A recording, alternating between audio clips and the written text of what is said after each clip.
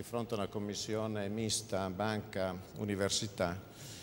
Stiamo addirittura pensando e ragionando con alcune università se questo esame non possa essere considerato dai colleghi che sono in un corso universitario anche come una vera e propria parte del curriculum universitario, e racchiude dipendenti di tutte le età, quindi 30.000 dipendenti su 60.000. Per darvi l'ultimo dato, noi con 4 milioni di ore di lavoro sarebbe come se tutti i giorni avessimo 3.700 dipendenti in aula, tutti i giorni su 365 giorni. Quindi uno sforzo enorme. Stamattina si diceva che le aziende non investono in formazione, vi assicuro che alcune lo fanno, non siamo i soli, anche se ha un costo che però, visto in un'ottica corretta, è un investimento. Poi l'ultima cosa, e chiudo, si parla sempre di lavoro fisso, si parla sempre di flessibilità verso l'impiego fisso. Ecco, leggevo che negli Stati Uniti negli ultimi 5 anni quasi l'80% dei nuovi posti di lavoro sono stati originati da start-ups, quindi aziende di nuova costituzione.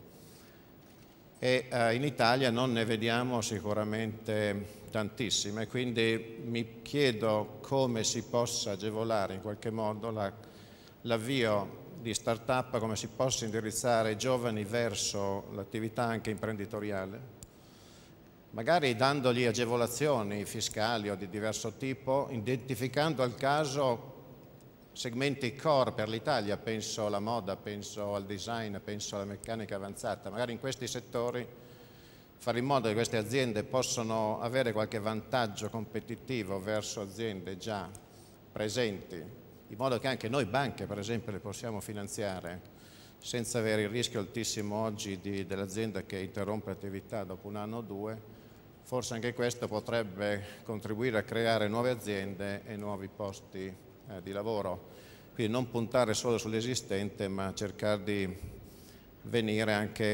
pensare anche ad alternative all'esistente. Torno al discorso della politica industriale, che è fondamentale. Com'è fondamentale, qui chiudo, un grande rapporto nuovo anche con il mondo dei lavoratori e il mondo sindacale, cioè qui bisogna riscrivere un patto sociale che secondo me in questa fase è fondamentale, soprattutto, ripeto, in una fase in cui lo stato delle obiettive difficoltà e sta alle imprese e ai sindacati e ai lavoratori mettersi intorno a un tavolo e discutere del loro futuro. Bene. Grazie.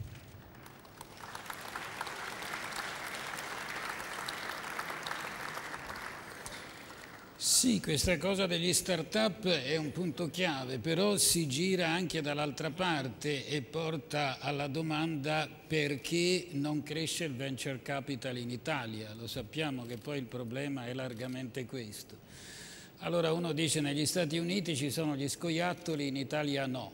Negli Stati Uniti c'è il venture capital, in Italia no. Forse la risposta non è così semplice, ma andrebbe trovata, perché in assenza di concorso al capitale di rischio, eccetera, eccetera, lo start-up è reso molto difficile. Ma insomma, Professor Zimmerman, you have the floor. Yes, Mr. Chairman, thank you very much. I'm very much pleased to be here today and be a part of this exciting panel to such a challenging question, because we want everything. We want growth, we want jobs, but not only jobs, we want good jobs, and that's a very difficult task. Now, coming from a country which has been seen as something like the sick man in Europe less than a decade ago, it is nowadays much. Sorry. Because okay. it's disturbing. Too much technique. Okay. Too much, yeah, Thank you very much. Coming from a country which has less than a decade ago seen as something like a sick man in Europe, I'm in a much better situation today, since people think around the world, and I've experienced that personally through many talks with scientists, policymakers, journalists around the world, it seems like we have found the secret how to solve the problem at times of the crisis. Germany has achieved the miracle to have only small increases of unemployment rates. The rates are even falling, growth is strong, and we obviously create also good jobs. Now the question is, what is behind this? And I try to share with you my view of the secrets, or the recipe, so to speak. And we have to clarify at the end whether this is really a model which can be copied easily. So certainly there are four issues, four determinants behind the current success, which can be identified. The first point is the strong position Germany has been already at the beginning of the crisis in the year 2008 due to the recent labor market reforms. They were executed, and I was part of the advisory activities at that time. They were created at a time where nobody knew an answer. Everything looked very terrible, and there was no alternatives other than to do very strong labor market reforms, aiming at creating more incentives for people to take up work, and also improving the matching process between employers who are searching for employees and employees who would like to find a job. This has been a brutal, sometimes difficult process, but it's part of the success story. Since already in 2008, we had seen a strong increase of employment among the major problem groups in the labor market, namely young, not young people, old people, people with a foreign passport, and those who have no education. By the way, female employment and the unemployment of young people is both not key problems in Germany. I know that there are really big problems in other parts of Europe and in the world, but not in Germany. Now, the second point has to do with the nature of the crisis. The crisis has affected many countries in very different ways. And it's very important to understand that, to understand the German situation. The crisis has hit Germany only and only through the export sector, through the export-oriented industries, and these are mainly manufacturing industries. Manufacturing industries, the metal industry, for instance, and it has affected the brightest of the companies, the best formed companies. It has affected those states in Germany which had seen high prospered economic development. So it was Baden-Württemberg and Bavaria, and not Mecklenburg-Vorpommern, East Germany or so. If you do not export goods, you cannot lose in such a crisis. This is why the consumption sector and the service sector was not affected at all, and Germans were consuming like hell through the whole crisis. That's why the nature of employment threats went to a sector which was severely searching for workers, had high-skilled workers, had high levels of time accounts, and, so to speak, were fearing to lose workers if the crisis is over and one would have to dismiss workers. Now, the third point which is behind the success of Germany is the reaction of the government to extend short-time work. It's not the huge amounts we spend on deficits like everywhere in the world. We did this out of solidarity. In my way, it was useless for Germany. It was misspent money. However, what was really well spent was every money spent in short-time work, where companies were allowed to reduce their workforce the timing of the work. And this was subsidized in part by the labor office.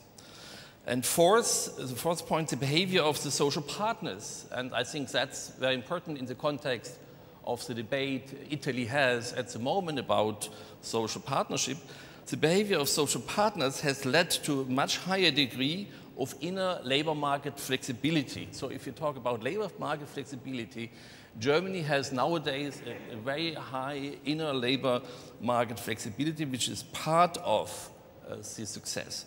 Part of this flexibility comes through a moderate wage growth and heavy company restructuring in the export-oriented manufacturing industries.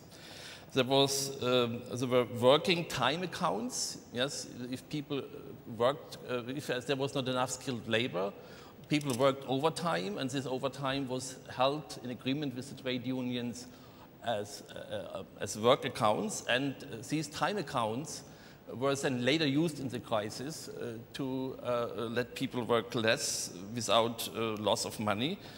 But there was also in the crisis labor hoarding, heavy labor hoarding, because the companies were not willing to dismiss their workers because they feared to not get them back after the crisis. So they were accepting a reduction of profits. Profits heavily went down during the crisis. And in general, together with the unions, there was an employment-oriented flexibility at the sector and company levels. To elaborate a little more on the social partners, I would like to say the following. Well, for many years, Germany has kept its level of wage costs stable, while unit labor costs were rising substantially in the United Kingdom, the United States, France, and other countries. Trade unions have shown a comparative large degree of wage restraint in recent years, and collective bargaining processes have resulted most of the times in only moderate wage growth.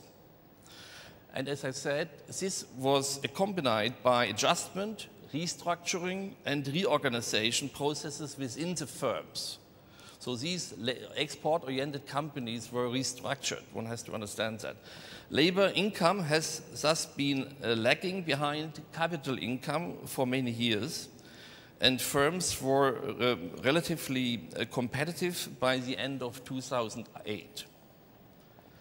Now, Germany has a high employment legislation protection, but this itself cannot explain the economic miracle. In a crisis as the one we have seen, it would have been well possible to dismiss large numbers of workers. But it is nonetheless important to consider the interaction between the economic crisis and the behavior of the social partners in the context of the institutional framework. So in general, I think this has helped to also to have these special relationship between the social partners.